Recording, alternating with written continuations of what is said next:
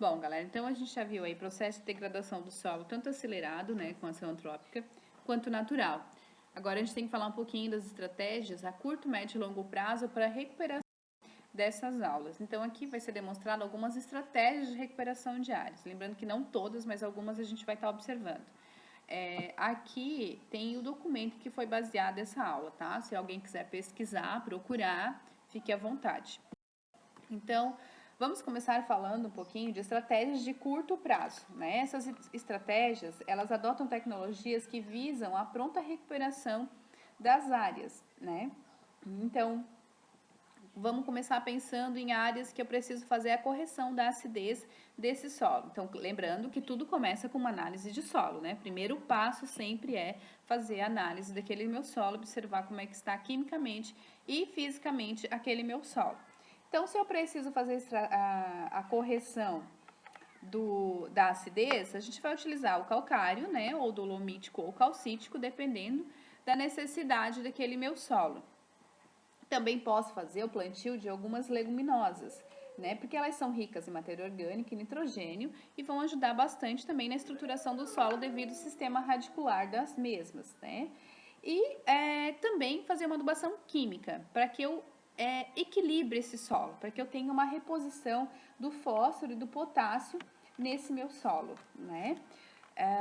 Também lembrando que as leguminosas, elas podem ser cultivadas com outras espécies e podem ser utilizadas como adubo verde também, naquela minha área, certo? Também posso utilizar essa estratégia, posso casar todas as estratégias, né? Vou fazer a correção do cálcio e do magnésio, vou fazer do pH, né? Usando o calcário calcítico ou dolomítico, vou fazer o equilíbrio químico, colocando fósforo e potássio e solo na quantidade necessária, o plantio da leguminosa que vai proteger esse meu solo e também pode servir como matéria verde meu solo, né?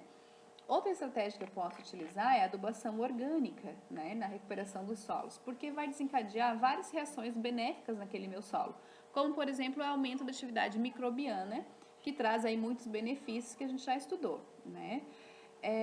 Mas só que vale lembrar que a adubação mineral agregada à subsolagem tem o processo de recuperação das áreas, torna esse processo de recuperação das áreas muito mais rápido, né? Então, dependendo da pressa que eu tenho para recuperar esse meu solo, quem sabe essa é a estratégia que eu devo utilizar. Claro que depende muito de como está esse meu solo. Ele não pode estar extremamente degradado, desculpem, para eu estar utilizando esse tipo de estratégia, onde eu vou fazer a subsolagem e a adubação mineral, tá? Aliada à matéria orgânica daquele meu solo.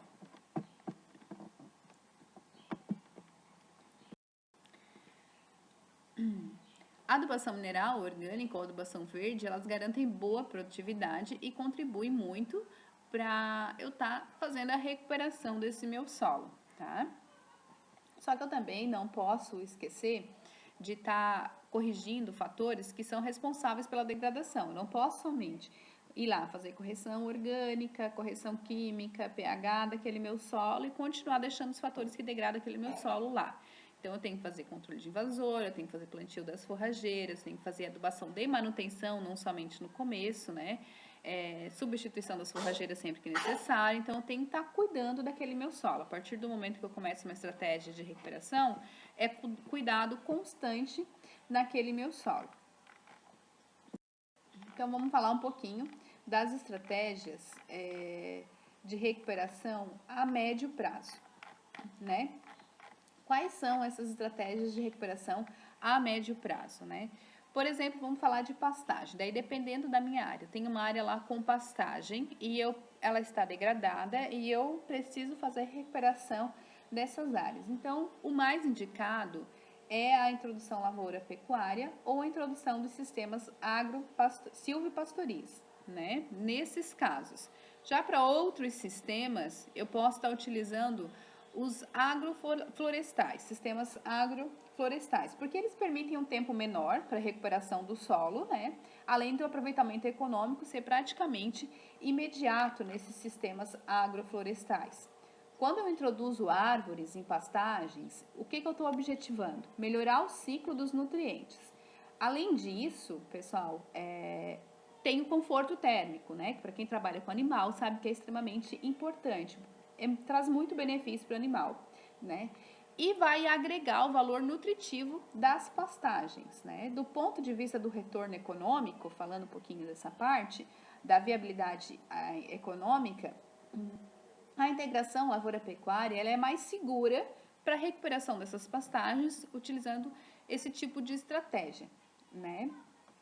Existem grandes variações de combinação dos sistemas agroflorestais para a recuperação das áreas, né? Então, eu posso tá observando, dependendo do local onde eu me encontro, dependendo da economia do local onde eu me encontro, eu vou utilizar diferentes sistemas agroflorestais, né? Essa integração lavoura-pecuária, né? E quais são os benefícios que isso pode me trazer, né? Eu vou ter uma camada mais densa de raízes, que vai ficar muito semelhante a florestas, né? E aí eu vou diminuir a lixiviação de nutrientes, vou aumentar a absorção de nutrientes, né? Vou aumentar o humus do solo, né? A partir da grande quantidade de folhagem que vai estar gerando. E vou absorver os nutrientes das camadas mais profundas do solo por causa da penetração de raiz. Então, são inúmeros aí os benefícios que eu posso estar tendo com sistemas silvopastoreis ou agroflorestais. E vamos falar também de estratégias a longo prazo, né? Quando que eu posso estar utilizando essas estratégias? De que forma que eu estou utilizando essas estratégias? A longo prazo é um abandono da área, né? Praticamente. Para eu permitir que a vegetação natural se recomponha, né? Que essa vegetação consiga se restabelecer, utilizando lá aqueles passos de processo de sucessão. Lembra que a gente falou? Pioneira, secundária, até atingir clímax, dependendo da minha área, claro, né? Então, para eu tornar a recuperação dessas áreas mais aceleradas, eu posso optar pelo manejo melhorado da vegetação secundária. Ou seja, eu vou introduzir árvores ou arbustos ali para formar uma floresta secundária no decorrer do ano, que tenha melhor adaptação àquele meu local. Não vou deixar simplesmente desenvolver qualquer coisa. Então, eu posso estar acelerando dessa forma, né? Tá fazendo evolução, né? Para que se possa diminuir o tempo de pousio, o sistema pode ser manejado, né? Então, eu vou fazer esse melhoramento das capoeiras, que é o que eu falei antes. Eu vou estar colocando as plantas que eu desejo que se estabeleçam ali, olhando a adaptação delas em cada local, né? Quando o pousio da área for de curta duração, então eu vou indicar a recuperação do plantio de leguminosas de rápido crescimento, né? Como mucuna, feijão de porco, enfim, daí depende muito da região e qual é o interesse, né? Só que se as áreas estiverem muito degradadas, elas vão ter necessidade de um tempo maior de recuperação. Então, eu vou indica-se o plantio de leguminosas arbustivas ou arbóreas, que ficam ali por mais tempo e trazem benefício para aquele local, né? Se as áreas utilizadas forem utilizadas após o período de plantio, de pousio, uma prática que não deve ser utilizada é a queima da biomassa, né? As queimadas, né? Porque essas queimadas, elas vão degradar o solo de diversas formas, né? Então, o que se recomenda, se você quer utilizar após o pousio, é fazer o corte, a trituração, para que haja o corte e a trituração das plantas que estão ali em cima, né? Das leguminosas ou as plantas das forrageiras que estão ali naquele solo. E aí faça a trituração e se deixa realizar naturalmente a decomposição no solo. Isso vai minimizar a erosão e vai evitar a perda de nutrientes que ocorre durante a queima, né? Então, a gente deve evitar a queima. Ela precisa utilizar, não queima esse solo, faz o corte das plantas que estão ali em cima. Certo, galera? Então, vale lembrar, né, que se considera estratégia de longo prazo também, a recuperação das matas ciliares, né? Então, quando eu preciso fazer recuperação de mata, voltando ao nosso assunto lá de gestão ambiental, são estratégias a longo prazo, né? Nunca consigo fazer isso como estratégia de curto prazo.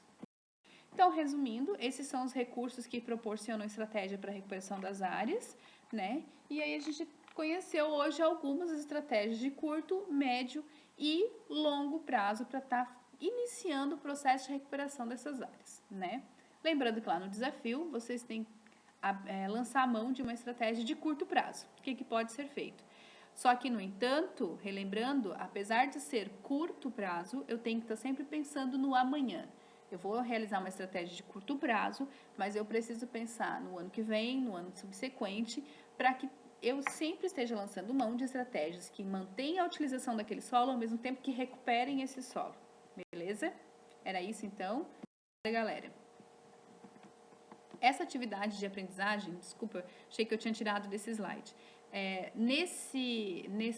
Nessa aula de hoje, vocês não precisam estar realizando, tá? Depois eu vou descrever melhor lá no ABA para vocês.